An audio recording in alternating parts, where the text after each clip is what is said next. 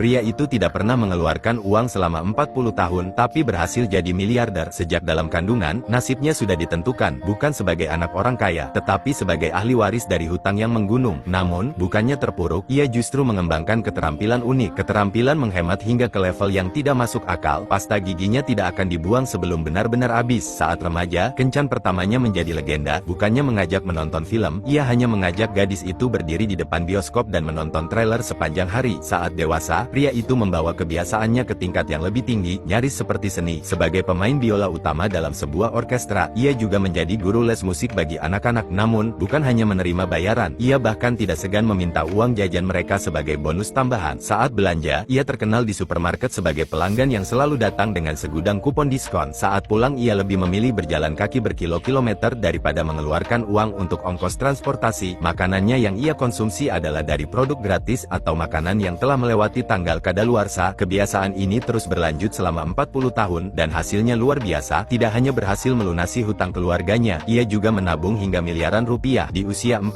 tahun, ia masih melajang, meyakini bahwa wanita dan anak-anak adalah musuh utama bagi dompetnya. Namun, segalanya berubah ketika seorang pemain cello muda yang baru bergabung di orkestra mulai tertarik padanya. Wanita itu mengagumi keahliannya bermain biola dan mengajaknya makan malam bersama. Pria itu langsung panik. Baginya, makan malam berarti membuang-buang uang. Ia pun segera melarikan diri sebelum sempat menjawab. Namun, setelah mendapat masukan dari penasihat keuangannya, ia mulai mempertimbangkan untuk mencoba berkencan. Meskipun setuju untuk makan malam, ia tetap berpegang pada prinsipnya, tidak mengeluarkan uang sama sekali. Namun, rencana itu mulai runtuh saat melihat wanita tersebut memesan seekor lobster biru super mahal. Sementara ia mengunyah roti gratis tanpa berani menyentuh menu. Saat tagihan datang, ia terkejut bukan main. Seumur hidupnya, ia belum pernah melihat angka sebesar ini untuk sekadar makanan. Namun, sebagai pria yang menjaga harga diri, ia tidak ingin kabur begitu saja. Ia harus menemukan cara untuk keluar dari situasi ini. Saat masuk ke toilet dan melihat alat pemadam kebakaran, sebuah ide muncul. Ia pun menekan alarm kebakaran, menciptakan kepanikan, dan dengan cerdik ia melarikan diri tanpa membayar. Setelah kejadian itu, ia semakin yakin bahwa tetap melajang adalah keputusan terbaik. Menurutnya, hubungan romantis hanyalah perangkap yang akan membuatnya kehilangan uang. Tapi, baru saja ia berhasil menghindari satu wanita, datanglah wanita lain, seorang gadis berkacamata yang mengaku sebagai anaknya yang telah lama hilang.